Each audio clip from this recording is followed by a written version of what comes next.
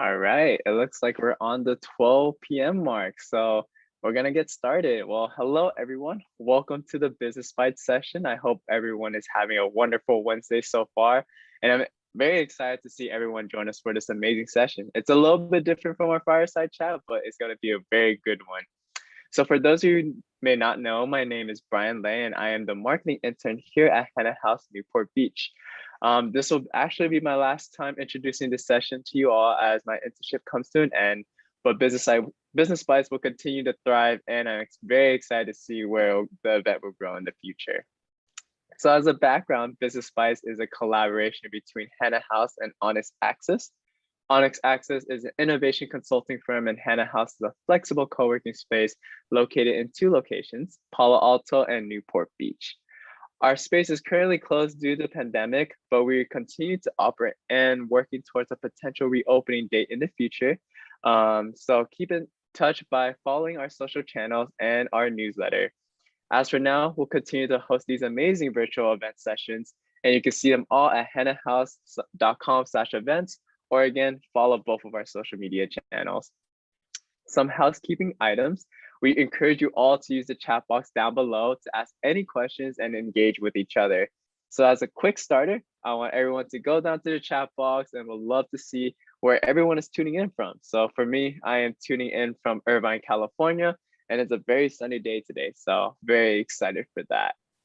As a reminder, the session is going to be recorded and posted onto our HanaHaus YouTube channel, as well as Honest Access YouTube channel, and sent via email within the next week as soon as we have our next Business Bite session. And we'll also provide a survey link at the end of the session for any feedback that you may have to improve our future Business Bites.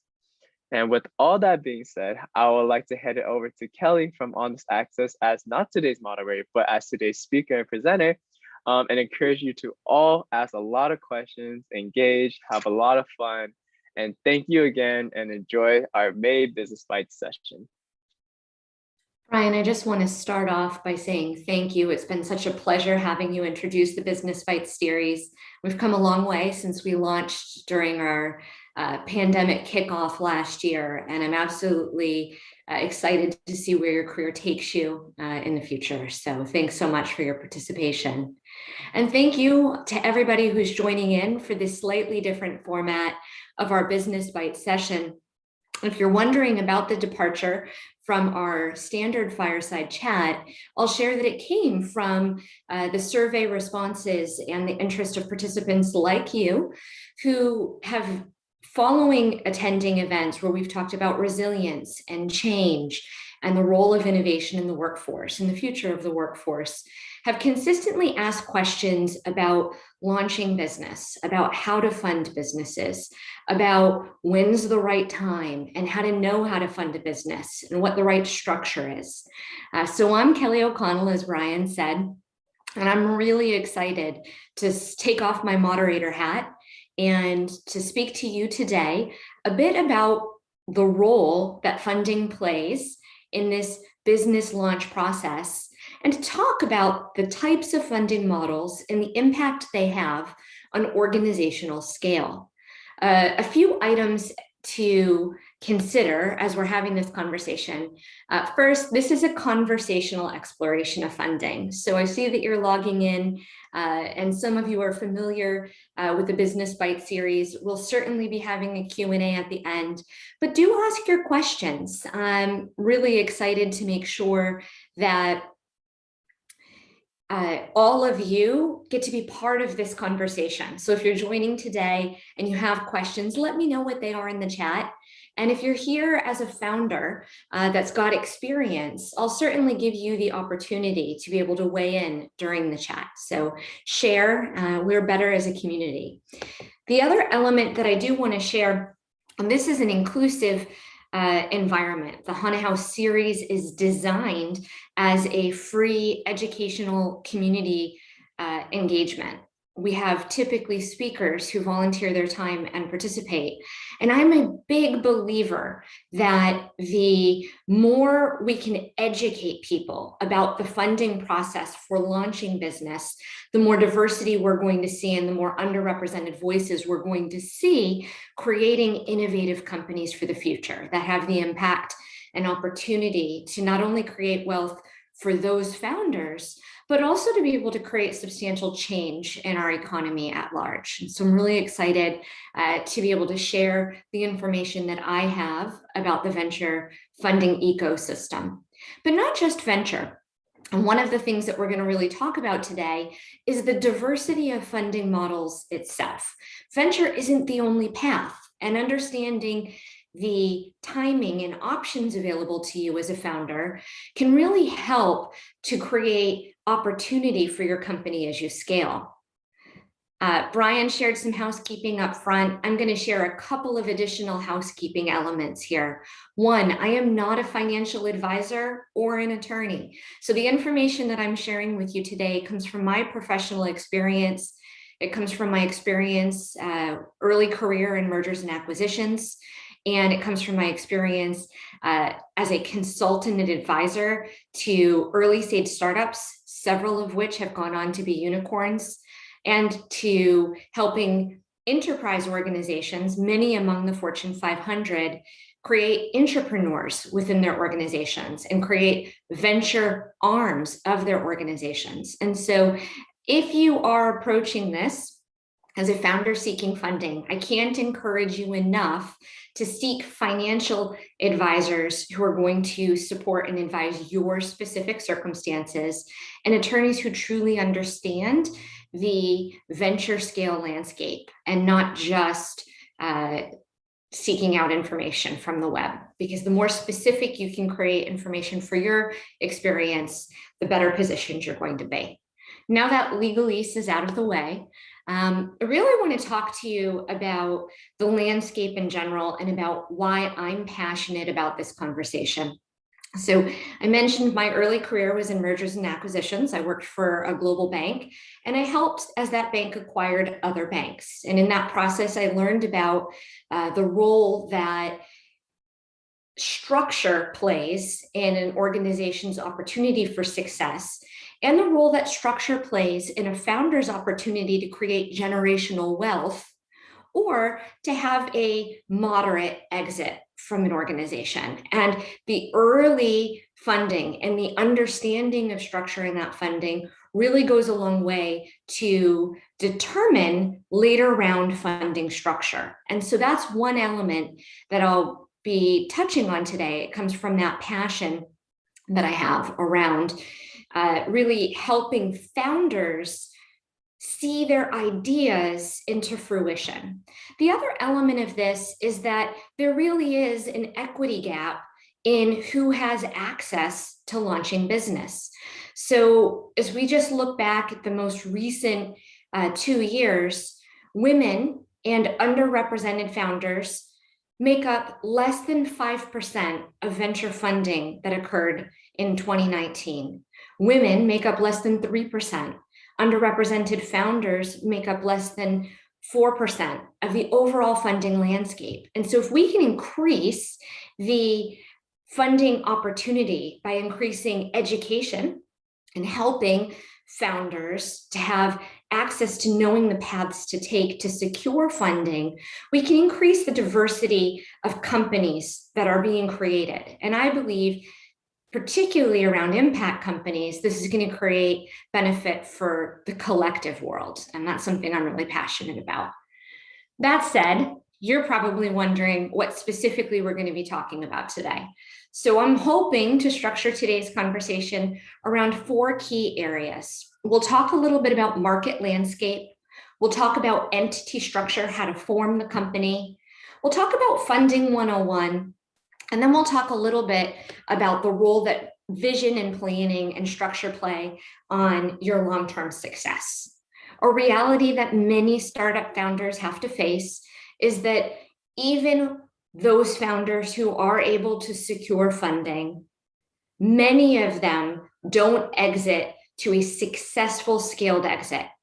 Now, for many founders, and I've had the opportunity to coach and advise many founders throughout my career, many founders approach with an idea that they have a great market idea that they want to solve. And it's often coming from a very personal place. It's an experience that they've seen a problem and they want to fix it. They see a market opportunity. And many founders think, I'm going to fix this problem and I'm going to exit to Wall Street. But exiting to Wall Street is just one exit path. So we're going to start with market landscape, and we're going to talk a little bit about why I think it's important to understand that most founders, even those who do secure funding, exit successfully to a path other than Wall Street.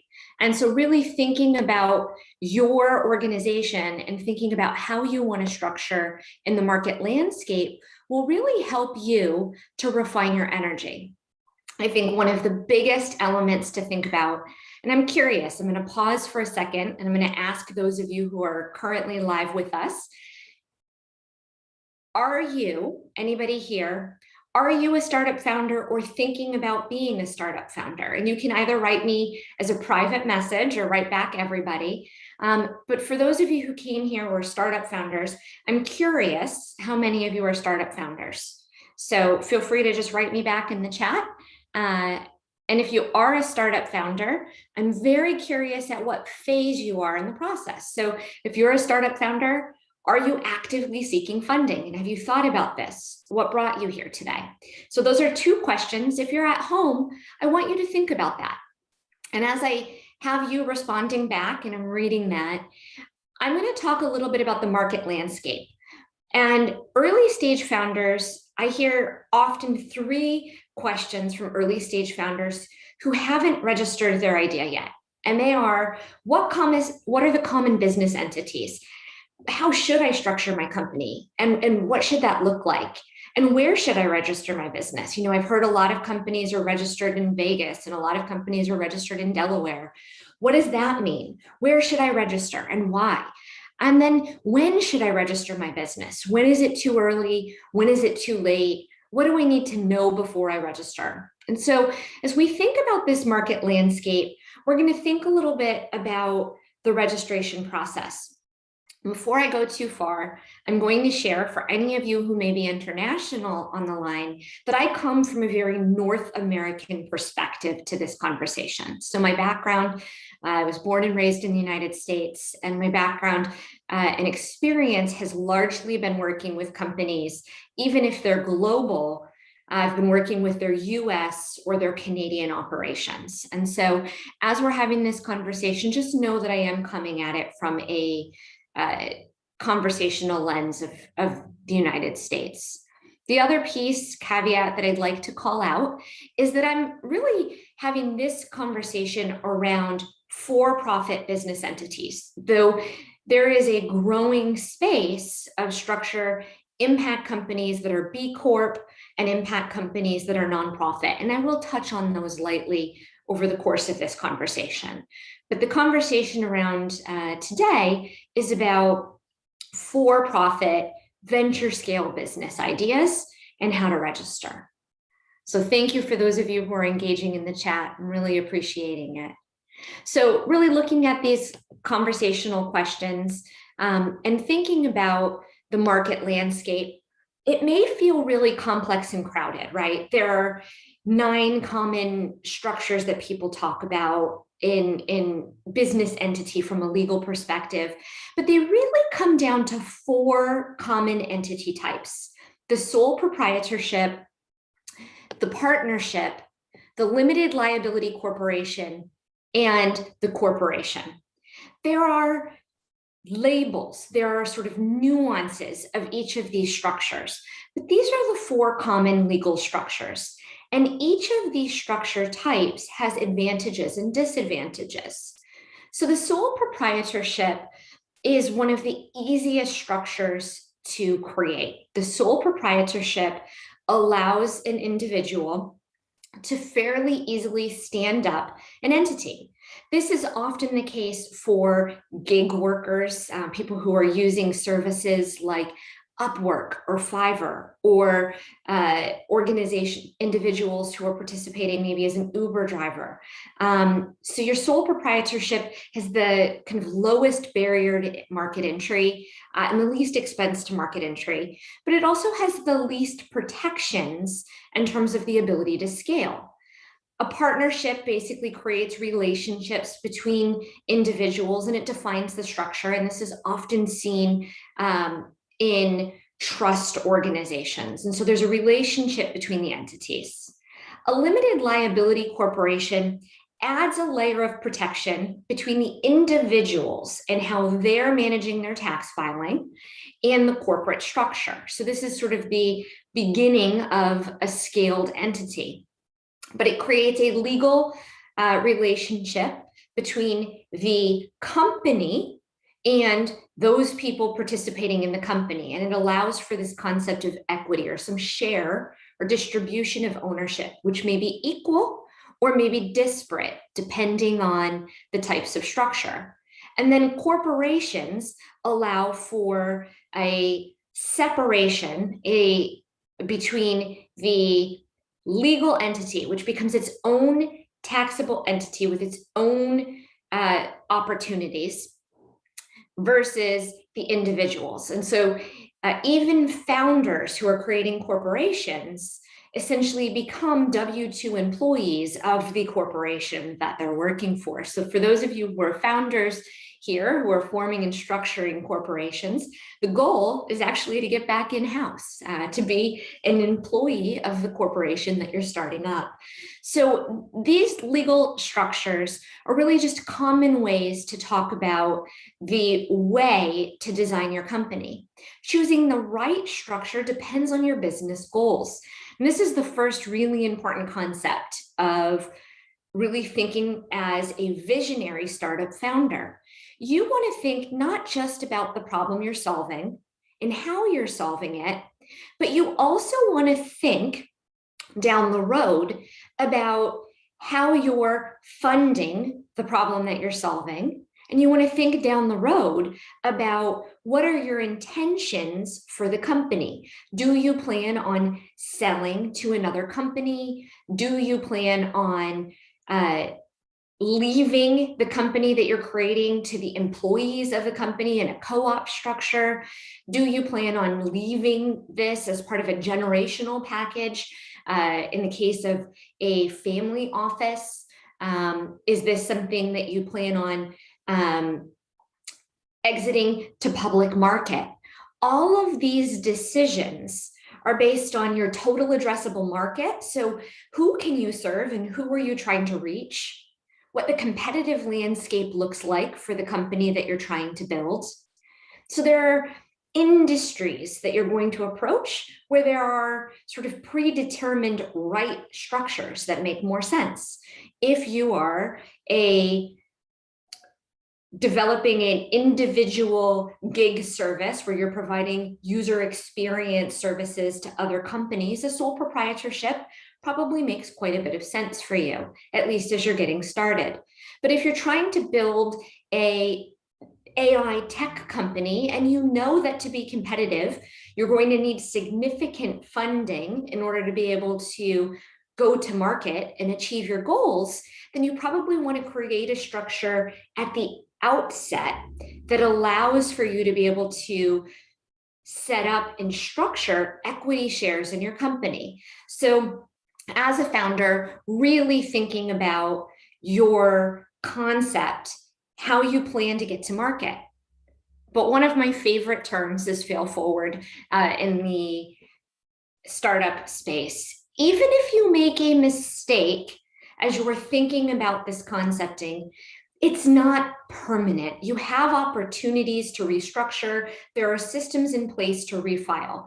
So you want to balance between being systematic and thoughtful in your approach to the funding structure and not creating barriers that prevent you from being able to go to market and test your idea.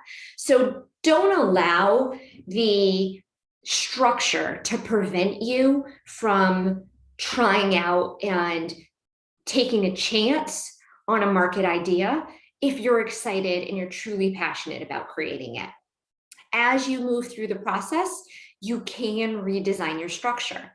The thing is that if you're thoughtful about it up front, it will make it much easier for you to have conversations with potential investors. It will make it much easier for you to have conversations with potential partners that are going to help support your vision. So being thoughtful up front can reduce the rework burden. And that's really why I start off the conversation here.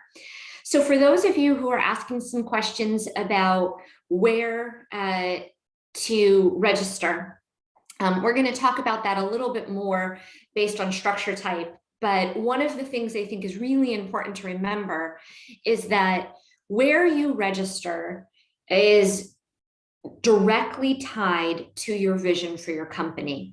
So the only reason that organizations register in a place like Delaware, or one of the most common reasons that organizations register in a place like Delaware when they're a corporation, is because Delaware has a corporate structure for business entities that's been tested. It's easy to access. It's familiar to most of the people and funding systems that have a chance to be able to invest in venture scale companies. And so it's not something that will create a barrier for funding. And that's the measure that I would like you to think about as you're thinking about funding, as you're thinking about where to spend your energy. Don't get bogged down in the details of this. Be thoughtful, but I want you to use the measure of, does my decision create a barrier for getting people on board and engaged in helping me see my vision through to scale? And that's going to be a really nice measuring stick for you as you think about your business. So as a startup founder, if you know that your goal is to go to venture partners to fund your organization, then starting as a corporation from the outset is going to be really helpful. When you do that is going to be really determined based on how competitive the landscape is, how quickly you can go to market, and a number of other factors. So let's continue the conversation. Thanks so much for the questions that are coming in chat. I'm definitely going to be covering them as we talk along. But for those of you who are here and engaged in not chatting with me yet, I'd love for any of you to tell me on a 0 to 10, and that first topic we just talked about, market landscape, with 0 being, Kelly, I have no idea what you're talking about. I've never heard this stuff before. And 10 being, this is redundant. I've heard this a lot. If you could just put in a 0 to 10 score, just so I know sort of the level of understanding of the startup space of our audience, that would be really helpful in me customizing the answers that I'm sharing with all of you. So 0 to 10, with 0 being, well, that first market landscape topic was all brand new, and 10 being that market landscape topic was really redundant for me. Just help me get a measuring stick. And as we do that, I'm going to start to talk about the next topic here, which is really thinking about structure. So as you're thinking about the organization, and this is one of the ones that I most commonly receive from startup founders. So how do we design this right from the outset? What are the relationships between partners? How do I determine what the right business model is? How do I assign shares for my organization? You know, these are really important questions, and they are questions that really depend on the type of business you're starting. So the first thing to know is that if you're starting a real estate trust, my answer to you on what are the relationships between partners looks very different than if you're starting a software company, or you're starting a SaaS payments company, or you're starting a crypto company. So as you're thinking about the company entity, Be wary of anybody who tells you that there's a fixed right structure to have between partners. And instead, really spend your time thinking about what are the common structures for the type of company that I want to build. And then we could spend all day just talking about how to structure the right relationships between partners. This is a conversation that we could really spend a tremendous amount of time in. One of the things that I think is really important for startup founders to recognize is many startup founders are creating this idea as a side hustle while they're already doing something else, which means the already limited amount of energy you have to spend on something will be further reduced by how much time and energy you spend on misdirected information. And you can go down a lot of rabbit holes in Google. And so really refine your lens based around the type of entity you're trying to create. That's why we talk about market landscape. If you're trying to start a restaurant, you're going to spend time looking at how other restaurants are structured.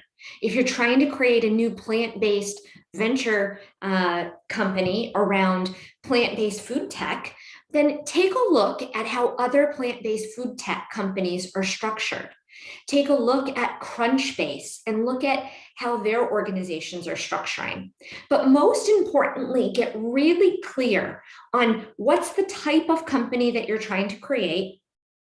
What are the types of funding models that companies that have been successful in your industry have received in the past? And then educate yourself around that element. So in other words, if you're trying to create a franchise restaurant, don't spend your time looking at funding models in the venture space. Spend your time looking at funding models that are revenue-based funding models or bank-based funding models. We're going to talk more about that in just a few minutes. So how you determine your funding model has a lot to do with the problem that you're solving and the right business structure for the problem that you're trying to solve. And then how do you assign shares? Well, whether or not you assign shares is the very first question. So your funding model will determine if you have shares. I am the executive vice president for On Its Axis. As an example, On Its Axis is an innovation consulting firm. We've been in business since 2009. On Its Axis is a bootstrapped company. And in just a moment, I'm going to talk about what that means. But On Its Axis as a bootstrapped company doesn't have shares that we're distributing because we haven't sought venture funding. And so assigning shares isn't part of the energy we have to spend as part of our internal conversation today. So what I mean by this is you want to think about the questions you have to answer based on your structure. So what are the founder relationships? This piece is a critical conversation point. The relationships between the founders, regardless of your structure type, is going to be essential. Even if you are a sole proprietorship, you want to think about the relationship as a sole proprietor between the work that you're doing and how you're receiving payment for that work. So I gave an example of a marketing professional setting up a business as a sole proprietor. So I said a user experience specialist or a UI specialist setting up a sole proprietorship. You don't necessarily think about a founder relationship in that instance, but in my experience working with companies, many people's path to entrepreneurship takes them from the role of an employee to the role of a contractor. And then from the role of a contractor to the role of an independent consultant, where they stand up a DBA and a sole proprietorship. In this instance, there's often the conversation of, am I an independent contractor, or is there a co-employment concern? Am I an employee? So even if you're setting up a sole proprietorship, you should be thoughtful about this founder construct. thinking about founder relationships as a venture scale founder is really important. One of sort of the most hallmark examples of this is the early days of Facebook. There are many movies and many stories about the early founder experience of Facebook. And so if you're thinking about founder relationships and why this is important, that is a great cautionary tale of the value of getting very clear very early about founder relationships. So if you're going into business with founders, my number one bit of advice that I can provide to all of you is that clarity is key. It is okay for founders to have different levels of engagement with a company. You may be a technical founder that's working on the product 40 hours a week. And you may have somebody who 10 hours a week is just engaged around securing funding for your company. Your team can weigh out the value of that. You can determine how much of an equity split there is between those founders. But the importance is that if you're building a venture scale company, your founder structure needs to be legally documented between the founders. You need to be thoughtful about how you're engaging with each other, and you want to document that process. In other words, get very clear with each other. If you're not sure about how, one of the tips that I'm going to provide to all of you is that there are a number of resources for venture scale companies available. I recently completed a program. Even with the experience that I have in this space, I'm a big believer in education. And I recently completed a program that I highly recommend. And I'll, at the end of this conversation, add in the links to the program. But it's a KF Techstars program by Brad Feld, who's somebody I respect tremendously. He's a venture leader who does a tremendous amount of give back and educational work, far more expert on the subject matter than I am. If you're a venture scale founder, I can't emphasize it's a free program that's available. It's really terrific. And it provides some fundamentals that venture founders can really understand around this founder relationship, the documentations, and how to legally create it. So KF Techstars, I'll add the link in the chat at the end of today's conversation and make sure it's available to all of you. But that's a really important piece. You know, as we think about this, I did mention that it's going to be a venture lens, but I'm going to pause because unlike our typical conversation points, today's conversation's been a lot of me talking to you. And so I'm going to take it off of chat for a minute, and I'm going to give those of you who are in the audience an opportunity to ask some questions about the first two subjects that we've covered. Is there anybody in our audience? Just raise your hand if you're interested, and I'll have Brian go ahead and call on you. Anybody with a question? Feel free to raise your hand.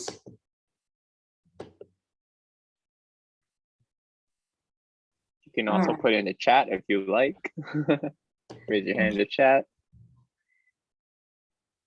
Thanks to everybody, and thank you all to sharing your business entity level of expertise. Is very helpful for me to know the level of expertise on today's call. So I'll be giving lots of opportunity for you to weigh in. And as Brian mentioned, feel free to write your questions in the chat as well. So thank you so much.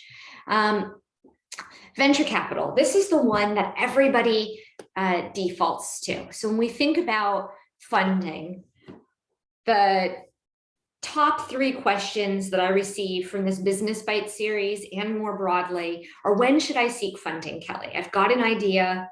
At what point should I go out and seek funding? The second question is, how do I get funded? How do I know who to connect with? And then the third question that I hear is, how much funding do I seek?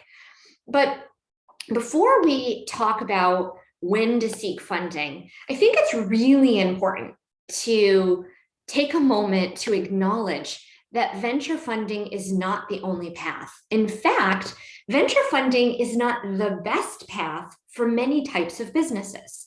So there are several types of businesses that we've talked about in today's conversation. There are countless businesses being formed in the United States every single day.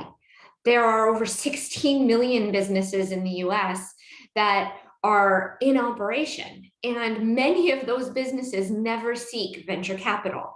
So we're going to take just a moment to talk about other types of funding, because in today's landscape, we also have an increasing opportunity to access diverse types of funding. So today, bootstrapping is what I mentioned.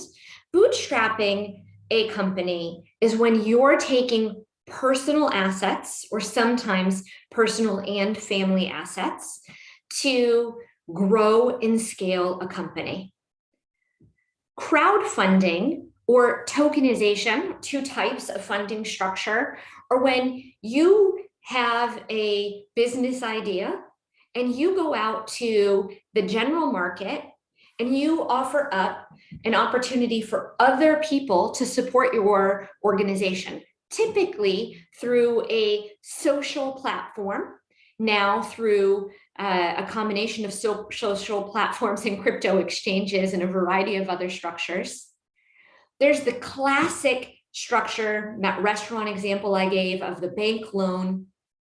And there's a growing movement around revenue-based financing. This is particularly true for e-commerce-based companies, SaaS and subscription or platform as a service companies, and a variety of other recurring revenue companies. Community platforms and community companies are another great example where revenue-based funding is a great path. Venture capital, where we'll spend a lot of our time today. And then angel and grant funding. So I mentioned that there's this idea of the nonprofit space. We think of grant funding as exclusively for nonprofits, but grant funding is also available in areas of economic development globally. Grant funding is available for impact projects that solve a greater good. Grant funding is available to underrepresented founders to help seed early stage funding. There are a variety of grant channels that are available, even to for-profit initiatives that serve public benefit. So public benefit corporations often receive grant funding. And then this angel funding, I mentioned Crunchbase as a path for angel funding, but there are many types of angel network and syndicate networks available. University programs offer a combination of angel and grant funding. So hopefully you're seeing these are just the most common types. There are other structures out there, but we would be here all day if I tried to cover all of the different types of structure. So just looking at these common 5, I hope you can see that there is no path that says that the right path to scale my company is exclusively venture. The idea that I want you to think about again is that threshold to scale. How much energy will I be spending to be able to achieve my desired result? And how aligned is the funding model to my business objectives? What's the path that I should choose as a company is largely determined by what your goals are as a company. If you're trying to grow to Wall Street, if you're trying to solve a venture scale, a total addressable market that's going to serve the returns of the venture stakeholders that would be investing in your company, then maybe venture is the right path for you. But know that there are pros and cons of each of these different types of entities. The benefit of bootstrapping a company, like the example that I demonstrated about On Its Axis, is that you retain the ownership of your company. If you are able to successfully sell, or you're able to successfully scale your organization by growing your annual recurring revenue, in a bootstrapping instance, as a owner, you have the highest opportunity to create generational wealth from that, because you retain the highest amount of ownership of your company's recurring profit. The Downside of bootstrapping is that, one, you have to have the wealth to put into the company. So bootstrapping isn't often a path for underrepresented founders. It's also often a slower process to growth. Bootstrapping a company requires a tremendous amount of personal asset risk. You'll hear from some people, I don't know that I subscribe to this model, but some people will share it's always better to risk other people's money. That's one common way to say the risk of bootstrapping is you're risking your own funding on your idea. So that's a note. Crowdfunding of a project has pros and cons to the project. There are many crowdfunding success stories where somebody stands up a crowdfunding. This works particularly well for physical products, for products that have a wide reach in a low per cost price unit. And that's a great example of an opportunity if there's a low user adoption, a low threshold to buy into your product, crowdfunding can be a great success story. But crowdfunding isn't a great model for a venture scale company that has a tremendous amount of upfront cost with a low recurring return, that has a complex sale or a low adoption or a B2B solution. So these are things to think about. Bank loans, and there are countless conversations that you can hear about the pros and cons of being able to access SBA or bank wealth. There are a number of ways that banks have gotten more creative about funding underrepresented founders, funding women, set aside amounts for bank loans. But still, historically, women, the BIPOC community, the Latinx community, they have a lower access to traditional bank-related funding for businesses that they're launching. That's historically demonstrated. So who you are also helps to determine the access and path that you have to take. Something I am personally passionate about changing, but it's a reality of the marketplace. So it's not just what business structure you're pursuing, but it's what access you have as a founder that you bring to the table. And that's an important concept. So I mentioned revenue-based funding is increasingly happening for e-commerce companies, software as a service companies, PaaS companies, creative ways that people are offering recurring revenue founders a new style of funding. It's sort of a bridge debt funding, allowing them access to funds without exchange of equity. Venture capital allows for a infusion of capital that allows idea stage founders with a exceptionally large total addressable market the opportunity to seek funding at idea stage to scale. And that can be incredibly powerful, but it's very limited access because at each stage of venture capital funding received, you're sharing the equity or access to the ownership exit of your company. So in order for you to seek venture capital as a path, your company has to have enough of a market opportunity to pay each of the investors that's going to step in. So let me kind of show what that looks like a little bit on a screen. And this isn't my visual. I want to recognize that I'm a big believer in sort of open space information and not reinventing the wheel. So this will be another link that I share to all of you. Minty Mint, I have no stake in Minty Mint, but they've just done a very nice job of succinctly explaining the startup lifecycle for the venture scale organization.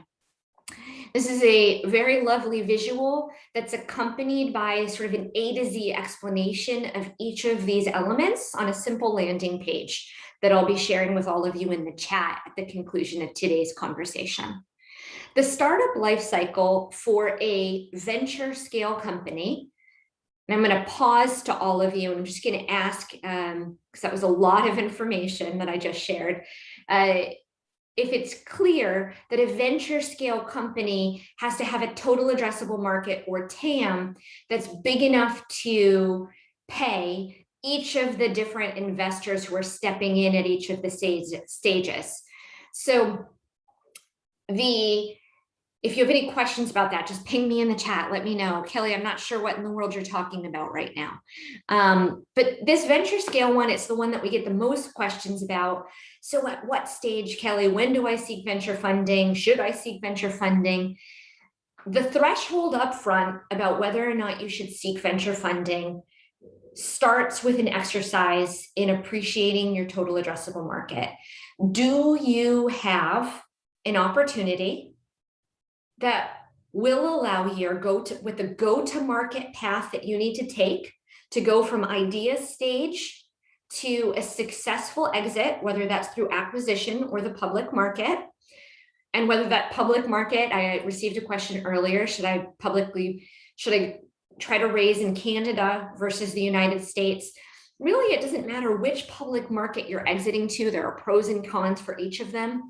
What you want to think about is, what's the runway that you need to go from your idea stage, the problem that you're trying to solve, to validating that idea through an MVP or a prototype, to getting market traction, to being able to demonstrate proficiency at scale, to be able to demonstrate recurring revenue at growth. You may have heard this 10x concept. The reason that concept is important is you can exit successfully at any of these stages. It just has to do with what bar you set as the founder, and then each of your investors believes in as you're accepting funding, what bar you're establishing as success. So you can exit as a seed stage company. And that may be successful for you if you're saying that success for me looks like gaining traction and getting my investment back plus $100,000. That can be a barometer for success if you're bootstrapping. And that may be what you want to achieve. And that sets up a path for you.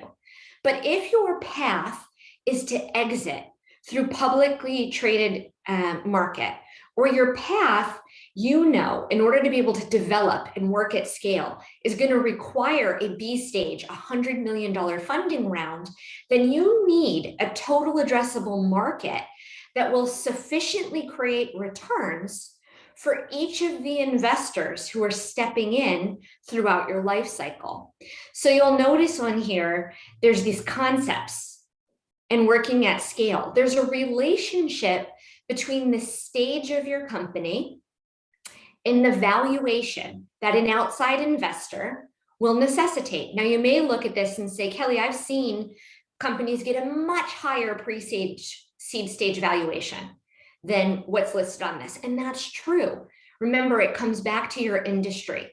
So data companies right now are getting very high early valuations because of the opportunity that they pose in terms of follow-on investing. Whereas another type of company may have a much lower typical market valuation. So if you're looking at this, remember, you have to look at it from the lens of the problem you're solving in the industry to be able to determine what the typical valuation is for that.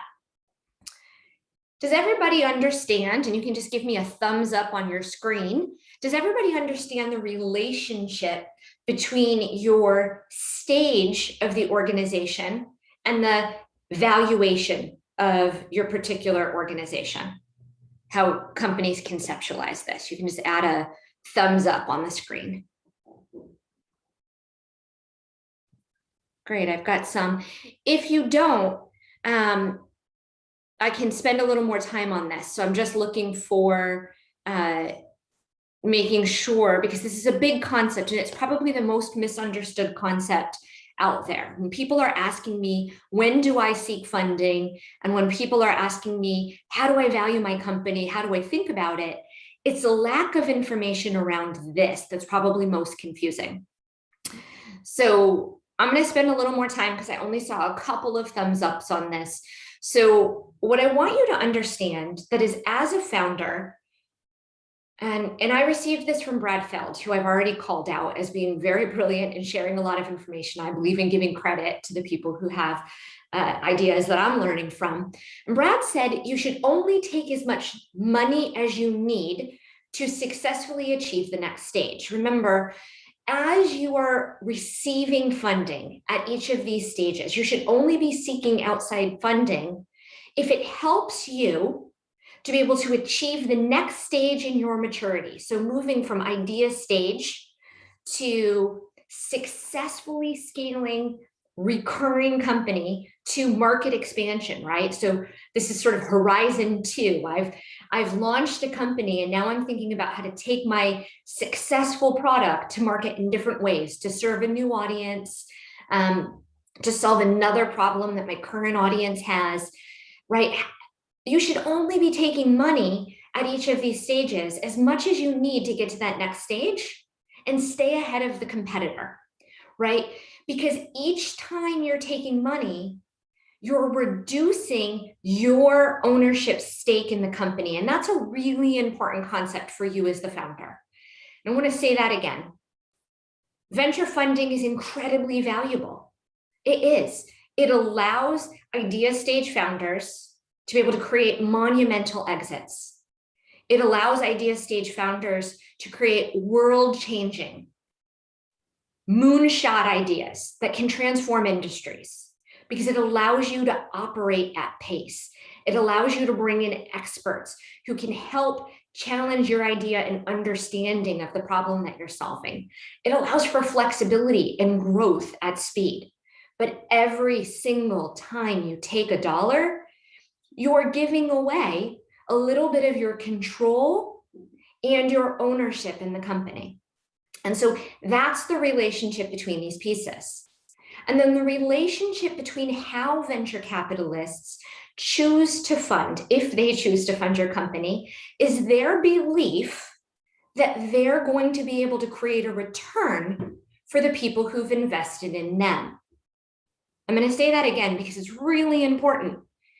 The way that a venture capitalist is determining your valuation as a company has to do with their calculation of your company's ability to create a potential return for the investors who've invested in them.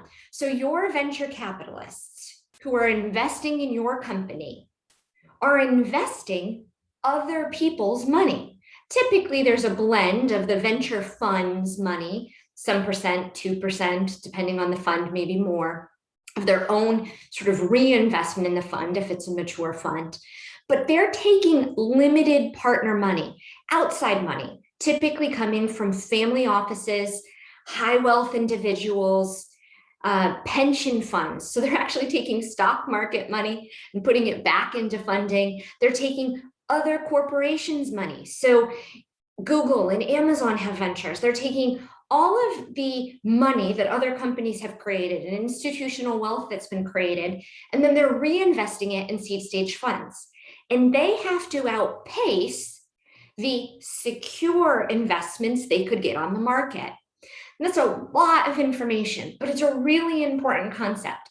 So as you're seeking funding, the thing to remember is that each stage as you're seeking this funding has to do with your maturity as an organization. It has to do with the belief in the people who have the money that your company can create value for the people investing in them. So it's a very collective and collaborative ecosystem. And when you understand that, you can unlock raise. So if you're looking at, Kelly, how do I raise? The answer is show the venture funders why you have a unique selling proposition that will let them capture a return, because that's what's really important to them.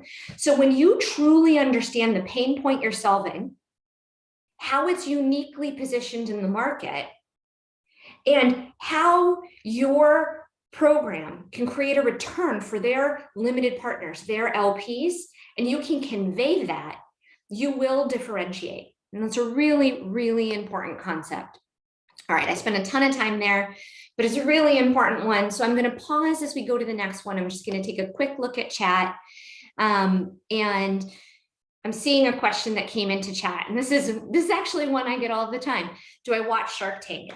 I have to admit, I don't watch Shark Tank. Shark Tank is one that it's like people who are chefs don't often spend a ton of time eating in their own restaurant. I find myself when I am consuming content, sort of to decompress, I try not to do it on things that get me more excited about the work that I'm already doing. So you may wonder about my passion for this. You may feel my passion for this. I could spend all of my time working and talking in this space. But shows like Shark Tank, I'm very familiar with the model. I think what's wonderful about shows like Shark Tank is that they do help people to understand the basic concepts of pitch, valuation, funding requests. They help people to understand the why. You know, there's so often a disconnect between the founder's valuation of a company and the venture capitalist valuation of a company. And it's not, and this is the most important thing I think Shark Tank helps people to understand. It's not about the value of your product. Your product might be solving a really important problem, but it is about how that value can generate a return. And that's the element you need to think about. Founders who understand how to figure out how to solve a problem in a way that can create returns for venture capitalists, really the ones that can secure funding. So what I think is value about Shark Tank is that it shows why there's often a disconnect in the deal size between what the person who's asking for funding thinks they should be able to get and what the sharks are willing to invest.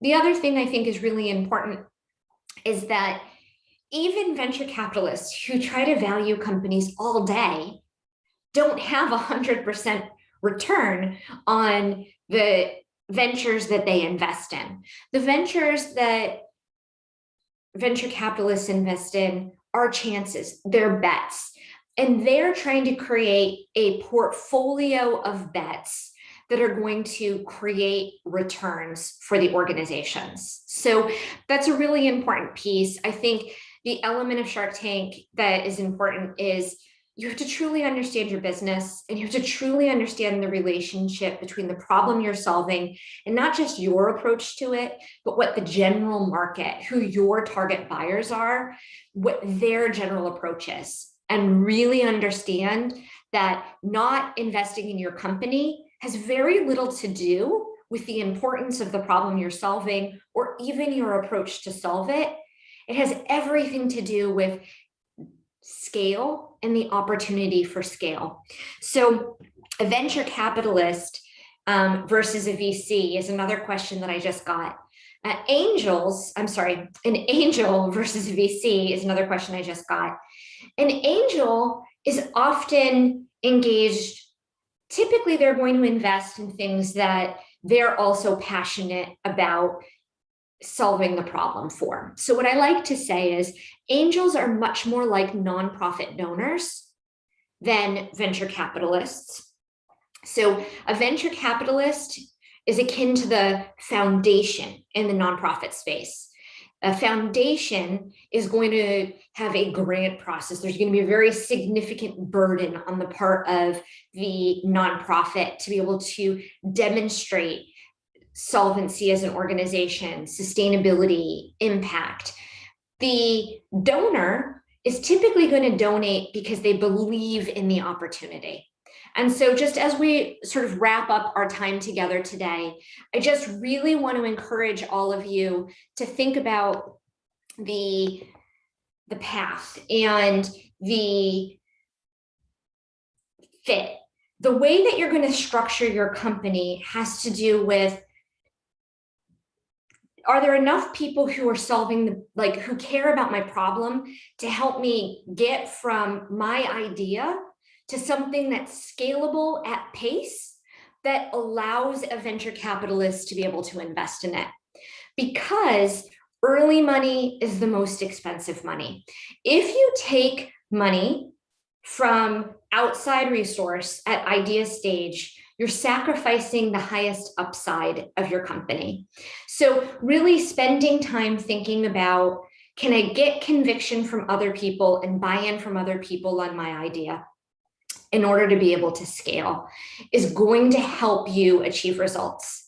The other thing that's going to be really important is to get flexible about how you solve the problem.